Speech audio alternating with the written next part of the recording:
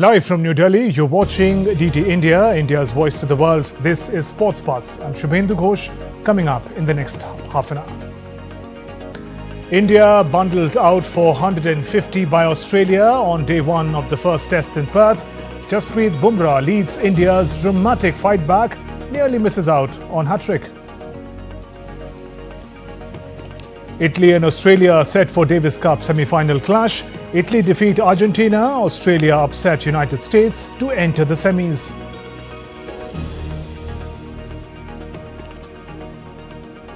In UEFA's Women's Champions League, Barcelona clinches huge 4-1 win over St. Polten to close the gap on Group D leaders Manchester City. Let's start with cricket. Indian bowlers restricted Australia to 67 for 7 on the first day of the first test in Perth. Indian skipper Jasprit Bumrah wreaked havoc at the start, first dismissing Nathan McSweeney and then Usman Khawaja and Steve Smith in consecutive deliveries. Bumrah also sent Aussie captain Pat Cummins back to the dugout. Harshit Rana made his mark as well, sending Travis Head backing to get his first test wicket. Earlier, India put up 150 thanks to a valiant 41 by debutant Nitish Kumar Reddy and 37 by Rishabh Pant. And DD India correspondent Narayan joins us live from Delhi for more. Narayan, what a field day for bowlers at Perth. Nearly an inning got over on day one. Well, Shubhendu, if we talk about this Perth wicket, we know that it is a wicket, one of the most fearsome wicket in the world, where the fast bowler, the pace bowler rule the roost. And talking about the Waka, where the earlier matches was played, 4 matches were played India at this venue. And we can say that before, in 2018 here, the Waka is shifted to the new Optus Stadium, where India played only one match at this stadium, that is in 2018, where Kohli scored a fantastic 100 at this particular venue, but India lost that match. But the way today's match panned out, India bundled out for 150, and all the cricket fans and experts were thinking that the game is over, the way Indian batting crumbled at the Perth. But the way our pacer did a fantastic job and just put the Australian batting lineup, the strong batting lineup on the back foot. And kudos to Jasprit Bumrah, as you mentioned, that what a class bowler he is. And we know that he is the strength of the Indian bowling attack, and he is a cricket scientist. We can say that the way he executes his bowling, definitely it was a Herculean task for the Australian batsmen to deal with Jasprit Bumrah. So all in all, Jasprit Bumrah was the key man, and he was the wrecker-in-chief in today's match for India and helped India to bounce back in the match. And definitely it was also difficult for the Australian batsmen to bat in such condition, in their home conditions.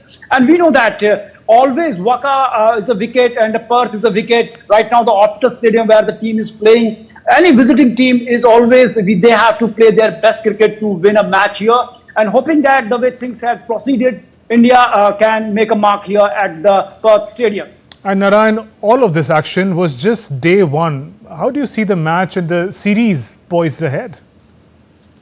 When you talk about the Doordarshan Trophy, Doordarshan series between India and Australia, we can say that it's a new India versus Pakistan and a new Ashes. If we talk about the rivalry between the two cricketing nations, India, the way the rise of the Indian cricket we witnessed in the past decade. In 90s, India were winning the matches in the home condition, but they were struggling to win matches abroad. But after 2000, we saw the things change gradually. But now, in the past decade, we saw the kind of domination India made in the Test cricket, in the overseas matches. India has won back-to-back series in Australia in the Doordarshan Trophy, and we can say that it is impossible to imagine for any team to win back-to-back series in Australian condition. And one thing is that Australia has not won the Doordarshan Trophy in the last decade. 2 times India won in the Indian conditions and 2 times in the Australian. So all in all, it's going to be difficult. And the concept of 5-match series between India and Australia is that we know that this series, this cricket rivalry, the premier cricket rivalry is on demand. Public wants to watch this rivalry between India and Australia, and because we know that both are the best nation in the world, and when they play together, it is a different ball game altogether. And in today's match also, we saw the kind of batting the Indian player displayed. It was, we can say that it was a disheartening for the fans, but the bounce back they made with the help of Jasprit Bumrah. And if we talk about Indian batting too, all eyes were on Virat Kohli. We were hoping that the kind of performance he delivered in Australia in the recent tours, he had 6 centuries in the Australian condition and at an average of 54. So fans were expecting that he will repeat that feat the way he scored a century at the Perth in the last series in 2018. So, but all in all, hope is that India will continue this trend, and tomorrow when the match will start, India will try to finish the Australia series early and get at least a lead of around 50 runs in this test match in the first inning. Right. Narayan, thank you very much for joining us with those updates. Indian Prime Minister Narendra Modi interacted with West Indies cricket stars Clive Lloyd, the team's former World Cup winning skipper batter Alvin Kalicharan, the former spinner Devendra Bishnu during his visit to Guyana on Friday. Speaking after the interaction with the media, Lloyd said that players from Guyana will get a chance to train in India, which is great. He also noted Prime Minister Modi's interest in boosting cricket. Lloyd lifted World Cups in 1975 and 79 with West Indies. Kalicharan said Prime Minister Modi's knowledge in cricket is special since he's aware of players and their tours to India, and the connection was tremendous. Indian Prime Minister also took to social media platform X to emphasize closer link between two nations through sports. He said, and I quote, "Connecting over cricket, a delightful interaction with leading cricket players of Guyana. The sport has brought our nation closer and deepened our cultural linkages." Cricket stadiums will fly flags at half-mast and players will wear black armbands as Australia marks 10-year anniversary of former Test opener Phillip Hughes' death. Saturday's Sheffield Shield round marks the start of the 2 weeks of commemoration for Hughes, who died days before his 26th birthday in 2014 after being struck by a ball when batting for New South Wales in a domestic match. Players will wear black armbands in all Shield matches, with a moment's silence to be observed before the play of the Day 4. Cricket Australia officials have earmarked the second test between Australia and India at Adelaide Oval to celebrate Hughes with the national team.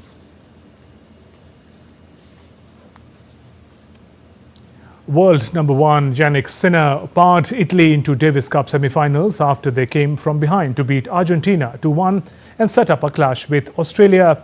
Francesco Cerundolo got the Argentines off to a flyer, dispatching Lorenzo Musetti before Sinner eased past Sebastian Baez 6-2, 6-1 to level the tie at 1-1. Sinner then combined Matteo Bertini in the deciding doubles as the Italian pair beat Maximo Gonzalez and Andre Molteni to guide the defending champions into the semis. They will next face Australia for a place in the showpiece tie in a repeat of the 2023 finals after the Aussies had earlier upset United States 2-1.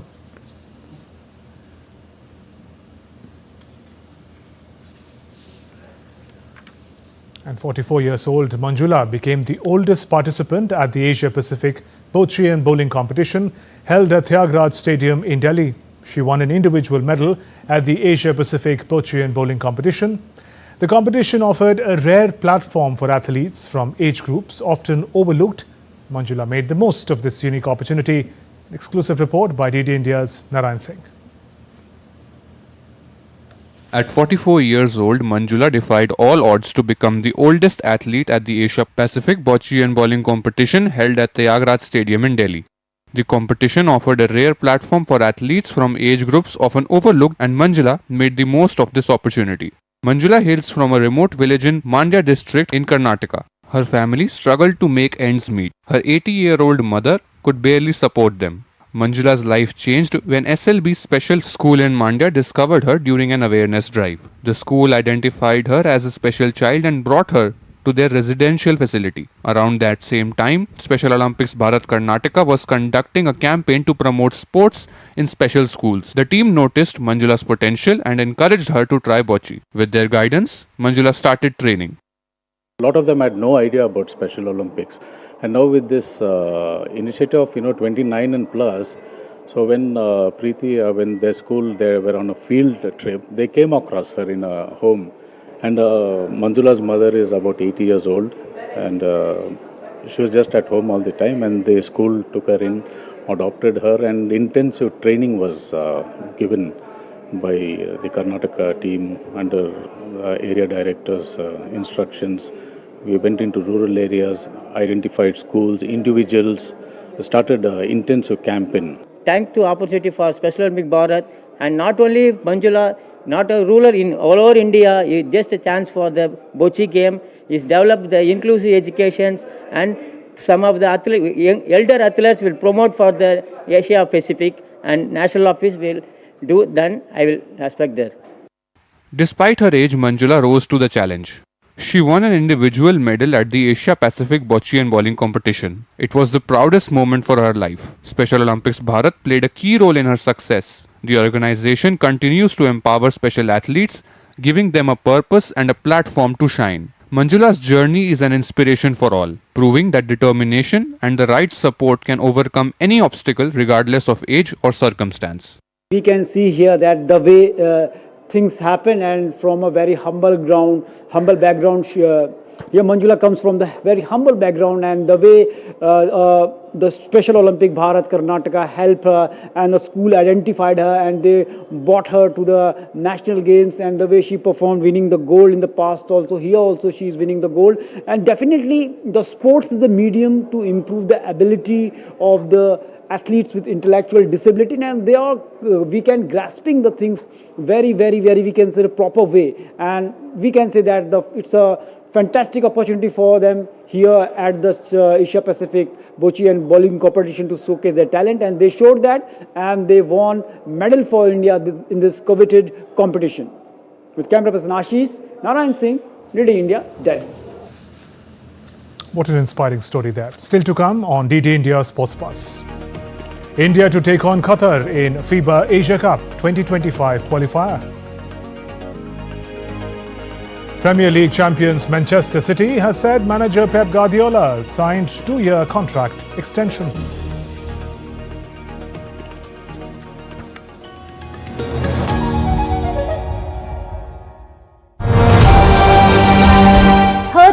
Plenary meeting of the United Nations Global Geospatial Information Management for Asia and the Pacific is going to be held from the 26th to the 29th of November at Bharat Mandapam in New Delhi.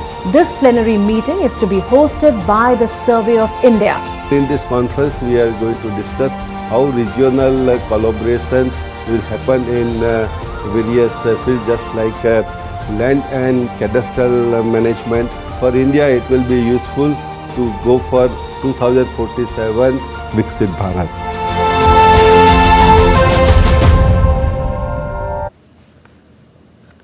Welcome back. You're watching DD India Sports Buzz. I'm Shubhendu Ghosh.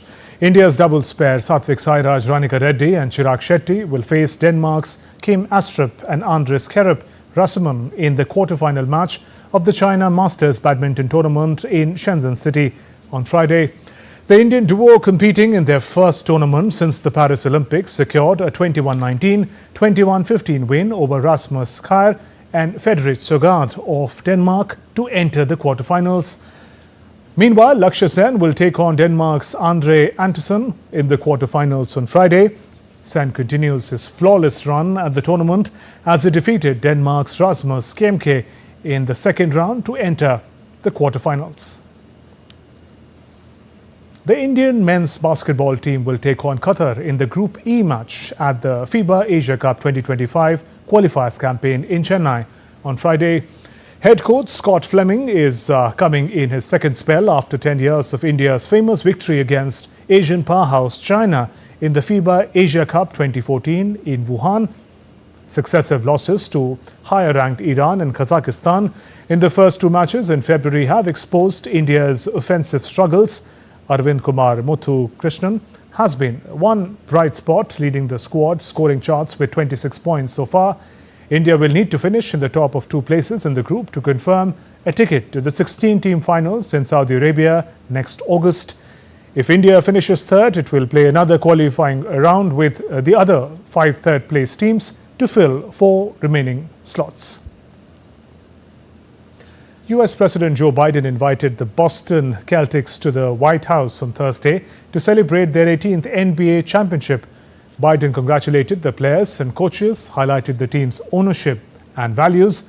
NBA superstars Jason Tatum and Derek White presented the president with a green Celtic jersey reading Biden 46. In June, Boston secured its league record 18th title with 106-88 blowout victory over Dallas Mavericks in Game 5 of the NBA Finals. 2024 NBA champions, the You're Celtics, right? The Boston Celtics. Not just any champion, but the winningest franchise in league history, and now with a record 18 titles. I feel a special pride in this trophy. For this old Irish Celtic, to all you Celtics, congratulations. Congratulations to the team ownership, players, coaches, staff, and family members, along with die-hard fans. Passion, loyalty, the first team, mentally, full of heart, guts, and faith.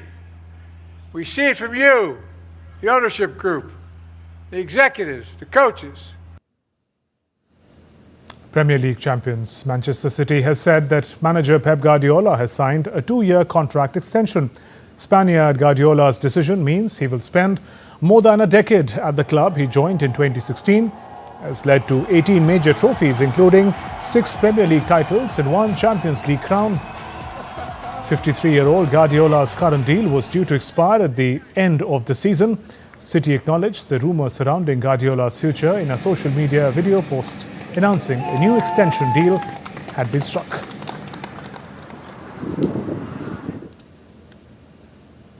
Barcelona clinched a huge 4-1 win over St. Polten to close the gap on Group D leaders Manchester City. Kika Nazareth scored twice along with Vicky Lopez, giving Barcelona a 3-goal lead in the first half. Alexia Putellas also fired one into the net in the 57th minute to seal the deal. Barca sit second in their UEFA Women's Champions League group behind City, who they lost to in their opening match. On the other hand, Manchester City has also sealed a place in the quarterfinals with a 2-1 win over Hammarby. And Arsenal snatched a late 1-0 win over an unlucky Juventus to secure passage to the Women's Champions League knockout, the end of the Hughes' chances of qualification. Now with 6 wins from 7, Arsenal are heading to European quarterfinals following back-to-back wins in the league. The result also guarantees that all 3 English sides, including Chelsea and Manchester City, will feature in the quarterfinals of this year's competition. Red Bull Italy SailGP team was unveiled as the 12th and the final entry to the 2025 SailGP season. Led by Jimmy Spittle, who serves as the team's CEO and founder, the team will make its debut this weekend at the Emirates Dubai Sail Grand Prix. The Italian lineup includes double Olympic gold medalist Ruggero Teta as driver and twice world bronze medalist Guella Fava as the strategist. Joining the team are a 3-time SailGP champion Kyle Langford, who made surprise move from Australia. Italy is one of the 2 new entries in the Global League this season, alongside the Mebedala Brazil SailGP team.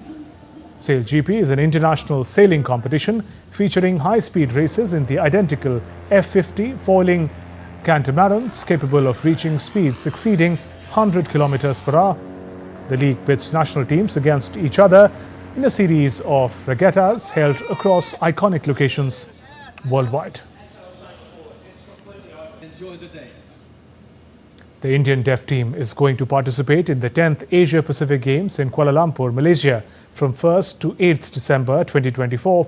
69 athletes will be competing in 7 sports disciplines. All India Sports Council of the Deaf is an apex body reorganized and recognized by the Ministry of Youth Affairs and Sports and is supporting the athletes to compete in national and international level games. An exclusive report by Manisha Sharma. The Indian Deaf team is gearing up for an exciting and historic participation in 10th Asia Pacific Games 2024, set to take place in Malaysia from December 1st to 8th. With a strong delegation of 69 athletes, India will compete in 7 dynamic sport disciplines: athletics, badminton, chess, table tennis, judo, taekwondo and wrestling. The All India Sports Council of the Deaf, the apex body supporting and empowering these athletes, plays a pivotal role in fostering inclusivity and excellence in sports. So we would like to know how the preparations are going on, and is there any support from the government? On the basis of trial, we have selected this Indian judo team for deaf. We have a 15 days coaching camp at Indira Gandhi Indoor Stadium, Delhi. So we are preparing very nicely. So we have received government support, sports authority support. On the basis of trial, we have selected this Indian deaf judo team to represent India in the Asia Pacific Deaf Games. So I am thankful to All India Sports Council for Deaf for selecting me as a coach to impart training to our deaf team. Let's meet up with some of the athletes and see how their experience is going on while they are training for Asia Pacific Games. Hello, my name is Sakshi and I am from Maharashtra. Earlier I have been participated in 2022 Deaf Olympics, but I couldn't get the medal over there. But in 2024 I am hoping that I will get the medal, and in Kazakhstan also in World Championship I got the bronze medal.